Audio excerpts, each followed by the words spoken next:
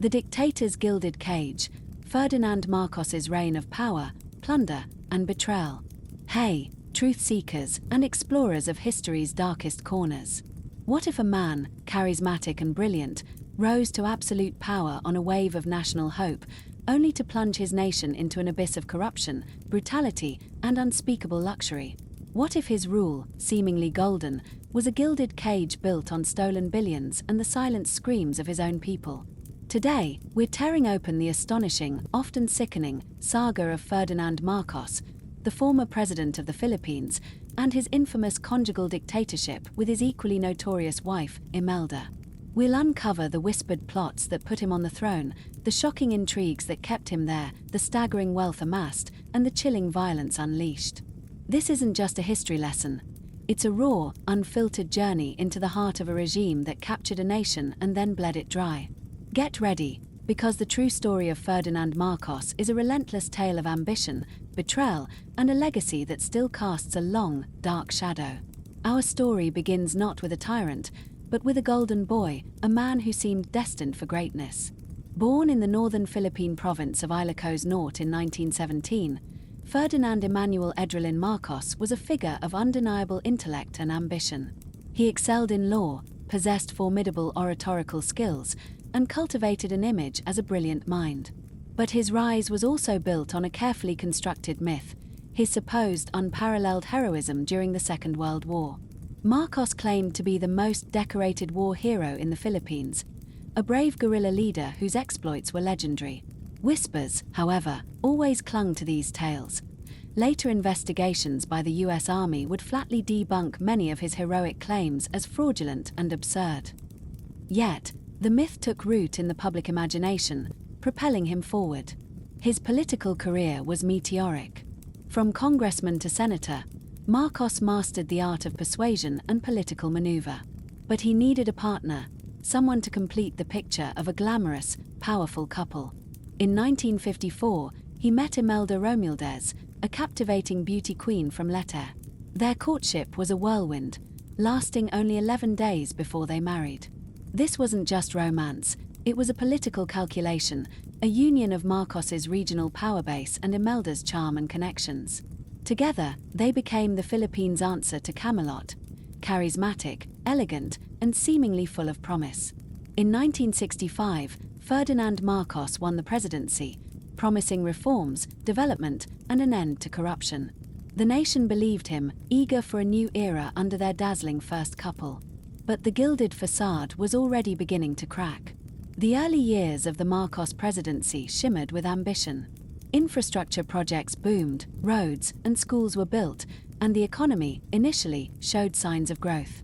Ferdinand projected an image of a strong, decisive leader, a modernizer. But beneath the surface, a dark pattern began to emerge, one that would come to define his reign: cronyism and systematic corruption. Marcos strategically appointed his closest allies, family members, and friends to key government positions and placed them at the helm of vital industries. These cronies were granted lucrative monopolies, massive loans from state banks, and kickbacks from public works contracts. Industries like coconut, sugar, and even telecommunications became personal fiefdoms, siphoning vast profits directly into the Marcos family's coffers. It was a sophisticated scheme of plunder, transforming the Philippine economy into a vast personal ATM for the ruling couple and their inner circle. At the center of this opulent web was Imelda Marcos. She became synonymous with extravagant, almost unbelievable excess. While millions of Filipinos lived in grinding poverty, Imelda indulged in shopping sprees across the globe, purchasing entire boutiques worth of designer clothes, priceless art, and glittering jewels. The rumors of her lavishness were legendary. She once allegedly turned an airplane around mid-flight because she had forgotten to buy a specific type of cheese.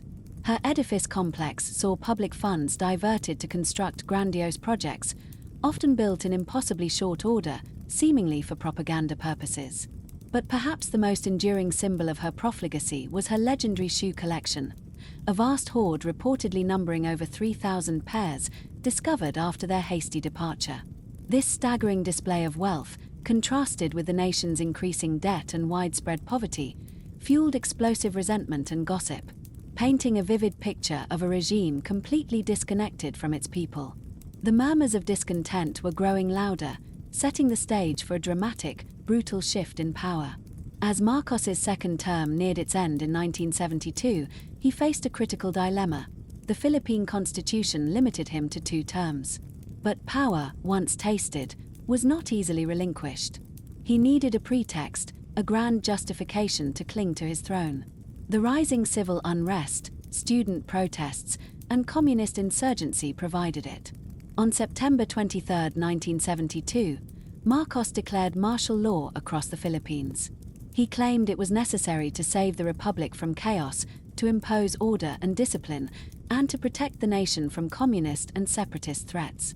But behind the dramatic pronouncements lay a cold, calculated coup. The declaration itself was steeped in intrigue. There were rumors of a staged assassination attempt on his own defense minister, Juan Ponce Enrile, a ploy designed to heighten the sense of national emergency. Enrile himself would later confess years later that the ambush was fabricated. The ink was barely dry on the proclamation before Marcos unleashed the full force of the state. Thousands of political opponents, journalists, student activists, and suspected dissidents were immediately arrested without warrants. Media outlets critical of the regime were shut down, civil liberties were suspended, and Congress was dissolved. The military, now Marcos's personal instrument, became omnipresent. The 9-year period of martial law was a dark chapter of widespread human rights abuses. Documentation from organizations like Amnesty International points to a chilling record. Over 3,257 known extrajudicial killings, 35,000 documented tortures, and 737 enforced disappearances. Victims were brutalized, some even mutilated, their bodies dumped in public places in a tactic known as salvaging, meant to sow terror. Allegations of sexual torture and even cannibalism haunted the regime's prisons. While the regime spun tales of national unity and progress, the reality for countless Filipinos was one of fear, silence, and oppression. Marcos cemented his constitutional authoritarianism, stripping away democratic freedoms piece by piece, all while his family's hidden wealth continued to balloon into the billions, secreted away in shell corporations and foreign bank accounts. Despite the iron grip of martial law, a powerful symbol of resistance emerged. Benigno Ninoy Aquino Jr., a brilliant and eloquent senator, Aquino was Marcos's most formidable political opponent. He had been imprisoned by Marcos for nearly 8 years on trumped-up charges, even sentenced to death, before being allowed to leave for the United States for heart surgery in 1980. From exile, he continued to speak out, becoming the international face of the anti-Marcos movement. By 1983, Ferdinand Marcos's health was visibly failing, sparking frantic speculation about succession and a potential power vacuum. Ninoy Aquino knew the risks of returning to the Philippines. He had been warned by Marcos himself and by defense officials of threats to his life. Yet, he believed his presence was crucial to prevent further bloodshed and guide the country towards a peaceful transition. He famously said, "The Filipino is worth dying for." On August 21, 1983, Ninoy Aquino flew into Manila International Airport. What followed was a moment of shocking, public horror that would forever change the course of Philippine history. As he was being escorted down the stairs from the plane by military personnel, a single gunshot rang out. Aquino fell, shot in the back of the head. The official story, quickly concocted by the Marcos regime, blamed a lone communist gunman, Rolando Galman, who was also killed at the scene. But the entire nation, and indeed the world, saw through the flimsy cover-up. The assassination, witnessed by international journalists and captured on film, sparked an unprecedented outpouring of grief and rage.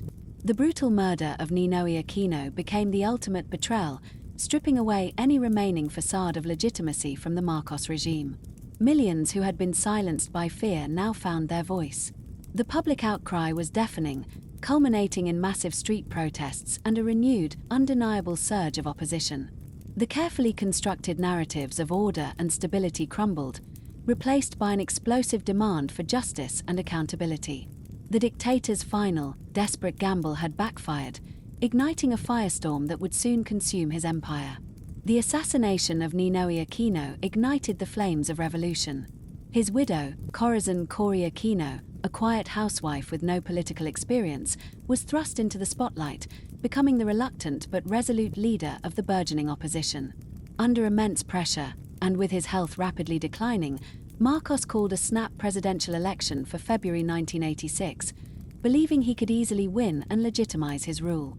But the election was a sham, rife with accusations of blatant electoral fraud, massive vote buying, and widespread intimidation. International observers and even a walkout by computer technicians protesting the rigging exposed the monumental deceit. The public, already at a breaking point, had seen enough. The simmering discontent boiled over into what became known as the People Power Revolution, or the EDSA Revolution. From February 22 to 25, 1986, millions of Filipinos, ordinary citizens, students, religious workers, even military defectors led by Marcos's own defense minister in Ryle and Chief of Staff Fidel Ramos, gathered on Epifanio de los Santos Avenue, EDSA, in Manila. They faced down tanks and armed troops with flowers, prayers, and sheer human will. It was a non-violent uprising, an incredible display of collective defiance that captivated the world. As the military splintered and international support evaporated, the Marcoses found their gilded cage collapsing around them. On the night of February 25, 1986, with the crowd swelling outside Malacañang Palace, Ferdinand and Imelda Marcos, along with their closest entourage, were airlifted by US helicopters from the palace grounds, fleeing into exile in Hawaii. Their hasty departure left behind not just a devastated nation, but a shocking trove of their personal excesses.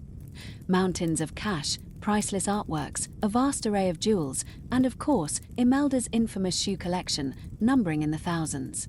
It was a humiliating, yet undeniably dramatic, end to a 2-decade reign. So, what are we to make of Ferdinand Marcos, the charismatic politician who became a brutal dictator, and whose family name remains synonymous with corruption and abuse? His story is a chilling testament to the seductive nature of absolute power and the devastating consequences of its unchecked pursuit. The historical repercussions for the Philippines were profound. Decades of economic plunder left the nation deeply indebted and impoverished. The institutions of democracy were shattered, and human rights were systematically violated, leaving deep scars of trauma and injustice. Even after his death in exile in 1989, and with billions of dollars of his ill-gotten wealth still unrecovered, the shadow of the Marcos era continues to loom large over the Philippines. The family, after years in exile, slowly returned to political life, ultimately culminating in the presidency of his son, Ferdinand Bongbong Marcos Jr., an outcome that stirs complex emotions and unresolved debates within the nation. Ferdinand Marcos's life serves as a stark warning. The promise of order and stability, when bought at the price of liberty and justice, can lead to the deepest forms of national betrayal. His rise and fall is a story not just of one man, but of a nation's struggle against tyranny, a testament to the enduring power of ordinary people to reclaim their voice. What do you think about the Marcos legacy? How do such powerful figures rise? And how can a nation truly reckon with such a controversial past? Let me know your thoughts in the comments below. And if this journey into power, scandal, and people power resonated with you, hit that subscribe button. Because here, we're always unearthing the most compelling, controversial, and utterly vital stories that shape our world. See you in the next one.